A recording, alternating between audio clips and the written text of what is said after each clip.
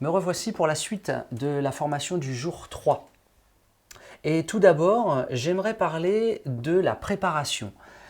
Car avant de soigner comme magnétiseur, avant de se connecter au canal médiumnique, avant de manipuler le pendule, eh bien, il y a une préparation. Au fur et à mesure de l'expérience, la préparation sera de plus en plus courte et même sera instantanée. Mais d'abord, il faut apprendre les bases, consolider les bases, le refaire encore et encore jusqu'à ce que ça devienne instinctif. Dans la formation en présentiel, celle que je vous propose en parallèle de la formation théorique, en présentiel, on ne fera que du pratico-pratique, que ça. Là, je vais vous donner un petit aperçu de cette préparation. Donc, la première des choses, se centrer. Toujours se centrer. L'ancrage, bien sûr, et le lâcher-prise. 3. Centrage, ancrage, lâcher-prise. Il y a plein de techniques. J'en ai testé énormément. Et j'en m'aperçois qu'il y en a qui sont beaucoup plus efficaces que d'autres. Et je vais vous présenter celles qui me paraissent aujourd'hui les plus intéressantes. Juste pour vous rappeler que j'étais en 2014, quelqu'un qui ne croyait pas, quelqu'un qui était hyper rationaliste, et donc j'ai dû déprogrammer beaucoup de conditionnements. Ça m'a pris plusieurs années. C'est pour ça que là, ce que je vais vous proposer, elles sont vraiment très efficaces pour ceux qui sont le plus en répulsion face à ce monde invisible, ceux qui croient ne rien sentir. Avec ça, ça va se débloquer à une rapidité incroyable. C'est pour ça que je vous invite vraiment à venir à la formation en présentiel. Donc, la technique de centrage en premier, il y en a plusieurs. Des mouvements amples pour que les corps énergétiques reviennent. Hop, je reviens, je centre. Je peux regrouper vers moi. En conscience, bien sûr. Okay. La respiration, cohérence cardiaque, très simple. 1, 2, 3, 4, 5. 1, 2, 3, 4, 5. J'inspire 5 secondes, j'expire 5 secondes sans aucune pause. Parfait pour le centrage. Une fois qu'on est bien centré, l'ancrage. Car une personne qui est bien ancrée canalise beaucoup plus facilement. Si elle est trop là-haut, ce qui est à peu près quasi la totalité des gens qui sont dans l'énergétique, ils sont trop là-haut, désolidariser de l'ancrage et ça part malheureusement un peu dans toutes les directions. Donc, ancrage obligatoire. L'ancrage, vous avez plusieurs techniques. Alors, on frappe des talons et on descend, on ouvre les fesses. Hein, serrez les fesses et ouvrez les fesses. Vous allez voir tout de suite la différence.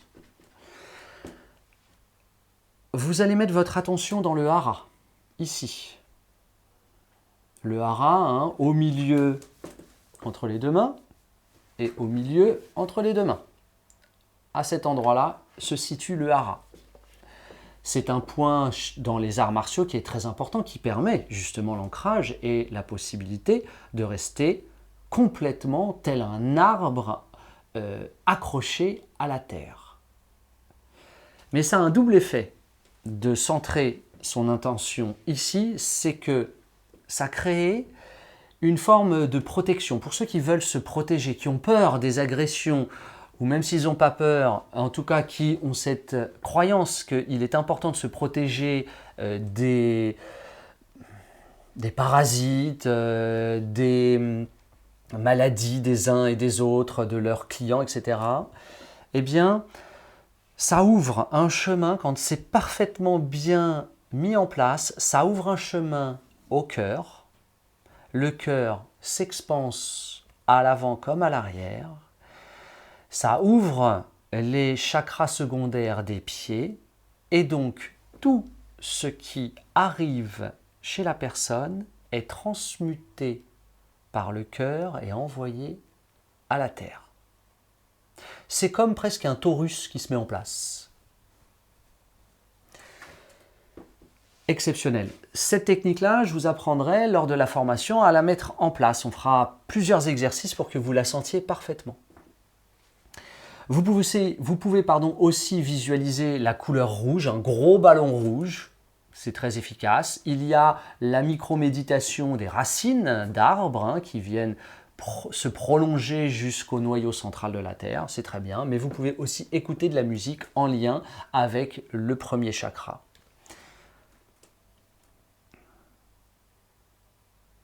J'aime bien celle-ci. C'est une visualisation de se balader pieds nus dans la forêt et de sentir le contact avec l'humus. Très fort. Voilà, et puis le troisième point, vous vous rappelez, le lâcher-prise. Le lâcher-prise, un point avec les méridiens, hyper connu. Je crois qu'en EFT, il l'utilise aussi. On appelle ça le point karaté. Le point karaté, c'est cette tranche-là, plate, un peu molle, et cette tranche-là aussi, la même, de l'autre côté. Vous allez taper 1, 2, 3 fois, des fois un peu plus. Pour certaines personnes qui ont beaucoup de résistance, comme moi je faisais ça, voilà, j'arrêtais pas. 15 fois, avec une respiration, et d'un seul coup, je sentais quelque chose qui s'apaisait, hop, qui partait là, qui s'ouvrait, et je me disais, ça y est, j'ai lâché prise, je peux y aller, le mental, l'ego est sur le côté, il s'est un peu endormi.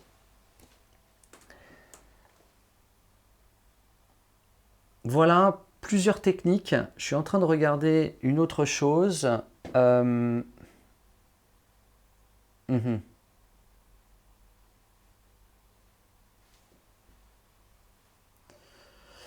Oui, il y a quelque chose d'assez intéressant aussi, c'est de se mettre dans un état méditatif un peu particulier.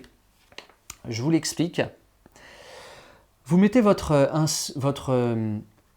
conscience sur votre respiration. Vous mettez votre conscience ensuite sur tout le corps, l'épiderme du corps.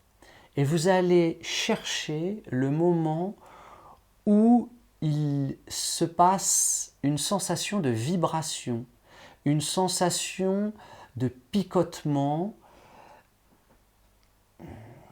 jusque même aux cheveux, une sensation d'expansion. Quand vous avez ça, vous êtes dans le lâcher-prise absolu. Vous êtes dans l'accueil de la totalité de ce qui est, car quand on arrive à sentir ce moment de connexion où tout le corps vibre, eh bien, c'est comme si vous aviez pris conscience du corps énergétique, que le corps énergétique prend conscience de lui-même, et de lui-même prend conscience du champ unifié, universel. Et là, vous êtes le tout, et le tout est vous. Vous êtes l'un. Et à partir de là, vous pouvez commencer les soins, et la détection, et la médiumnité, et le pendule, etc. À tout à l'heure pour la suite. Me revoilà pour la suite de la formation. On va parler du corps énergétique. Je vous ai proposé cette façon de vous connecter au corps, en sentant l'épiderme qui vibre, etc. Et ensuite les autres corps.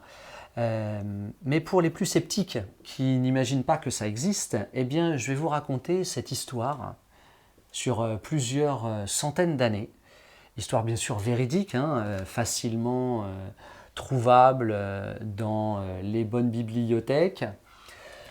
On va commencer cette histoire par rappeler l'existence d'un homme aujourd'hui décédé qui s'appelle Karl Ludwig von Bertalanffy, que vous voyez ici en photo.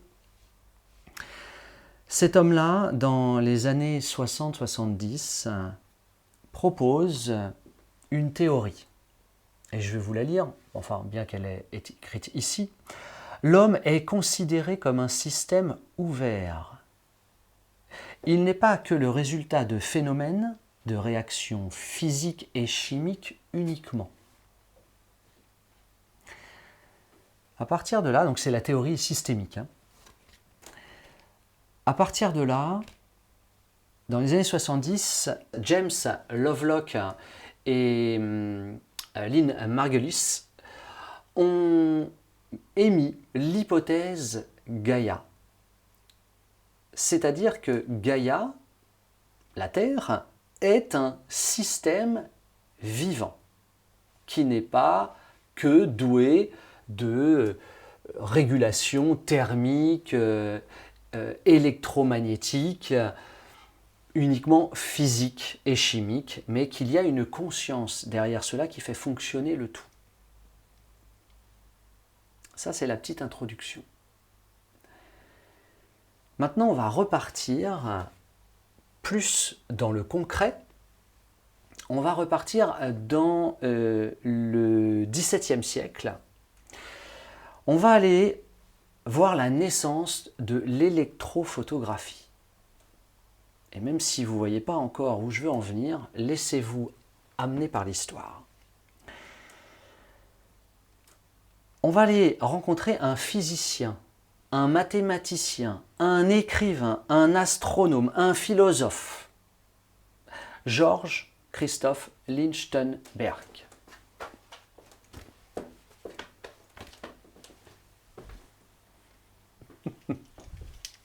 Je reviens, j'avais oublié ma télécommande.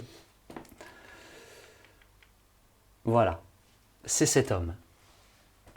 Vous pouvez voir ici, donc ça c'est dans sa ville natale, où il est resté toute sa vie, et il a dans sa main une sphère polarisée plus-moins. C'est lui qui a découvert la polarité de la Terre, la polarité, je dirais, de tous les systèmes vivants.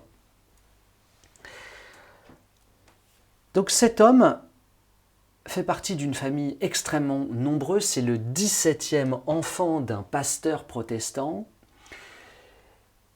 Il est érudit, bien sûr, hein, et il décide d'apprendre le latin, le grec, l'italien, le français et l'anglais, afin de s'abreuver de toute la culture scientifique qui existe à son époque. Et eh bien, il décide bien sûr d'être professeur d'université dans sa ville natale, à Göttingen. Alors, il est doué aussi pour une chose, cet homme, c'est pour les aphorismes. L'aphorisme, c'est une petite phrase qui résume un savoir. Une que j'aime bien, que j'ai notée ici, peut-être que je peux vous l'afficher aussi, non, pas encore. N'est-il pas étrange de voir les hommes combattre si volontiers pour leur religion et vivre si peu volontiers selon ses préceptes? XVIIe siècle. Alors, ce professeur d'université est connu quasiment dans toute l'Europe. Les étudiants viennent le voir, les adultes aussi viennent le voir, car en fait, sa salle de classe, c'est un laboratoire du farfelu génie un peu à la Géotrouve-tout qui est complètement passionné, et souvent sa classe ressemble à un nuage de fumée avec des bruits de verre cassé, avec des explosions, bref, c'est très animé et tout le monde aime à le voir expérientiser et bien sûr expliquer ce qu'il fait de façon compréhensible pour le commun des mortels.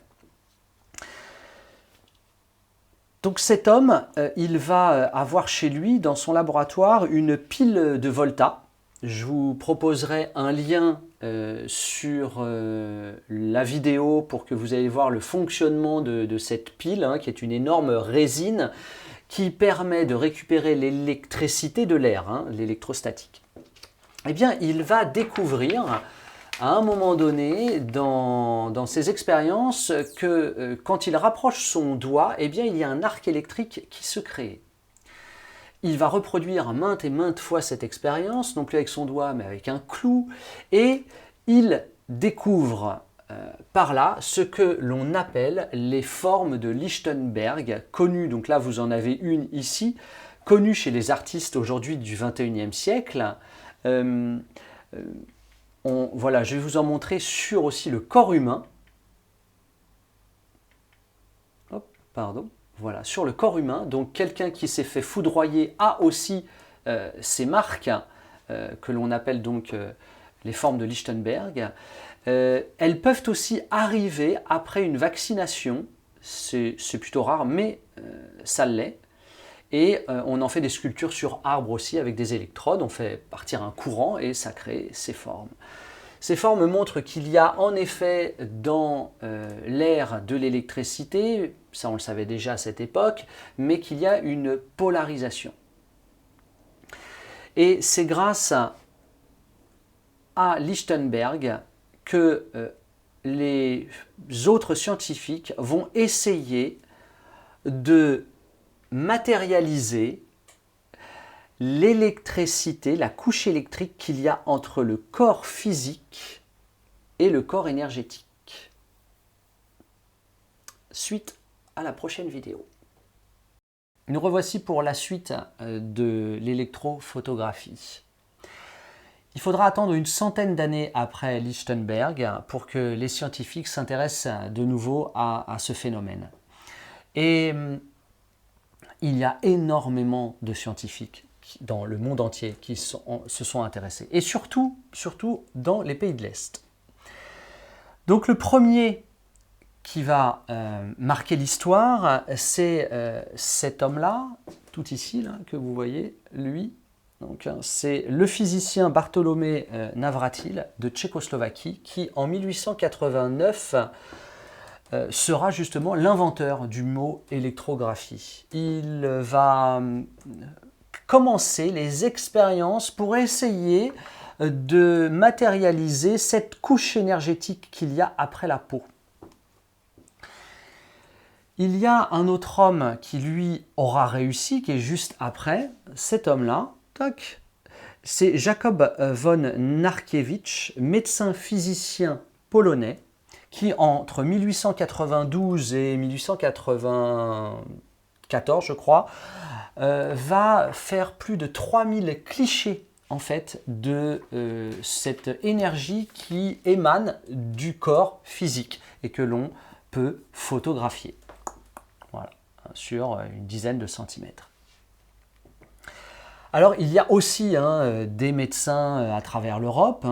Il y a Messira Pogorevski qui est pas sur cette... non, il n'est pas là.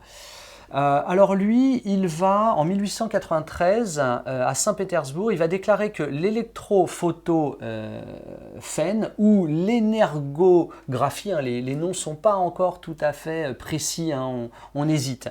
Eh bien, il y a la preuve de l'existence d'une énergie physiologique et polarisée. En 1893, les physiciens ont compris qu'il y a une énergie qui entoure le corps physique et c'est que cette énergie est polarisée. Les physiciens de l'ancien temps ont créé tout ce que nous vivons aujourd'hui. Il ne faut pas dire que les physiciens de l'ancien temps sont abrutis ou n'avaient pas assez de connaissances.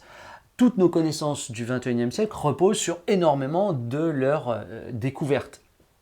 Ils expérimentaient, ils observaient et ils pouvaient à ce moment-là émettre des hypothèses et conclure. Nous, aujourd'hui, on est plutôt dans la théorie physique. Il y a un Français qui fera aussi parler de lui. C'est cet homme, Baraduc. Et ça, c'est une de ses photos les plus connues. Ferdinand Hippolyte Baraduc, c'est un médecin français qui va écrire un livre qui s'appelle L'âme humaine, ses mouvements, ses lumières et l'iconographie. Si vous trouvez ce livre, achetez-le, c'est un livre très rare. Eh bien, sur cette photo, vous pouvez constater ici un drapé. Un petit enfant ici, qui en fait tient dans sa main un faisan mort. Et ici, il y a une espèce de drapé au-dessus de lui. Ce drapé, ce drapé serait l'âme du défunt faisan. Donc à cette époque, vous imaginez, ça a fait grand bruit en 1896. Et donc Baraduc a fait énormément de clichés pendant toute sa vie pour démontrer que le corps physique était aussi énergétique. Et encore plus, c'est que une fois la mort du corps physique, il y a un corps énergétique qui continue à vivre.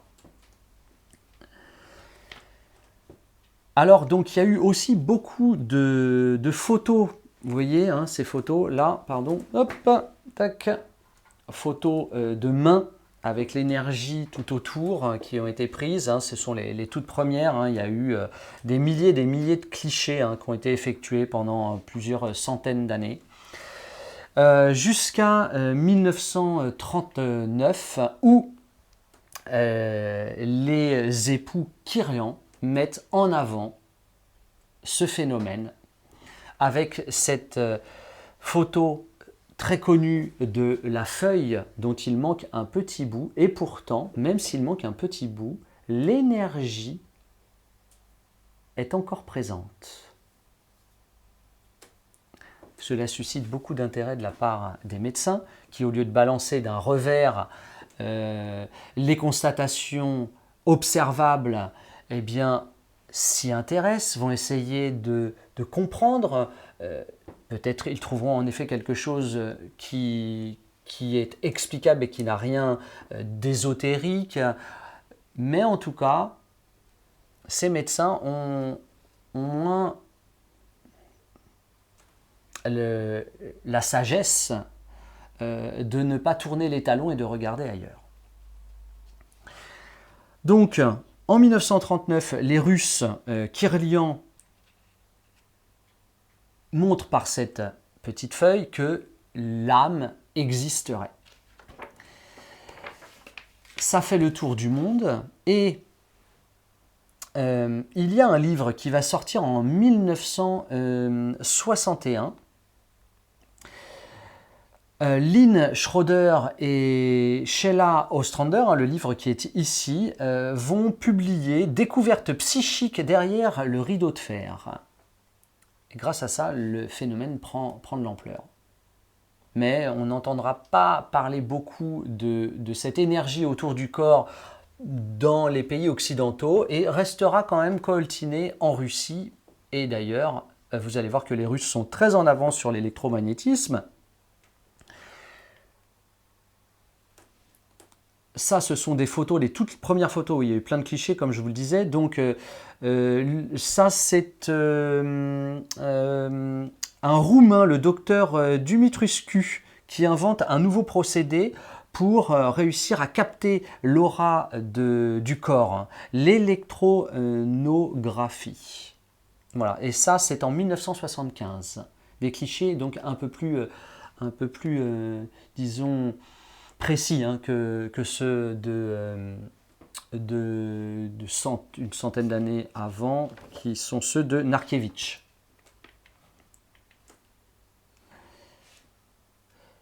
J'ai pas nommé aussi les Polonais Pratt et Schlemmer, c'est peut-être des Tchécoslovaques, on ne sait pas, qui réaliseront aussi énormément de clichés de ce phénomène.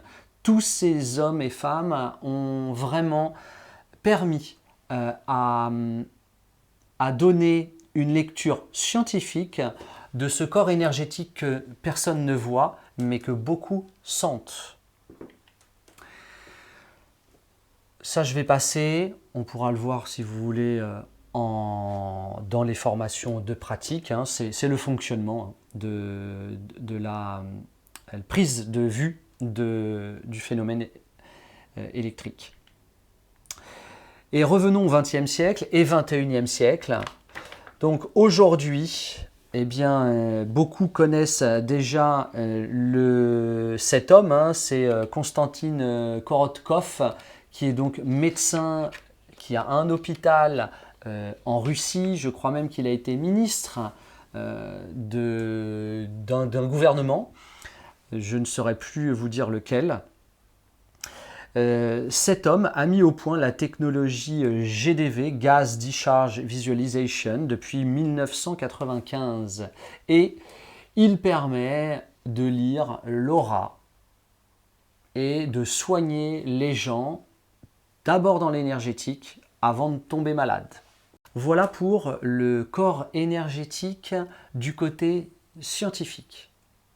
Maintenant, pour la prochaine vidéo, on va passer sur le senti du corps énergétique et même la religion en parle. Vous allez le voir dans la prochaine vidéo. À tout de suite.